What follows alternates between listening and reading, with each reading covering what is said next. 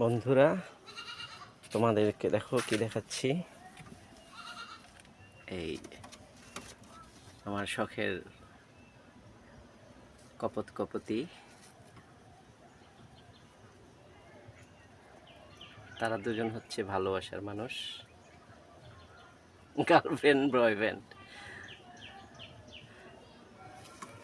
এটা হচ্ছে তাদের থাকার জায়গা। এই যে আরেকটা দেখো কি সুন্দর জিনিস দেখাচ্ছি। একজোড়া ডিম পেড়েছে, হয়তো আর কিছুদিন পরেই বাচ্চা ফোটাবে। আরো দুটো আছে, এই যে ওরা ধান খাচ্ছে।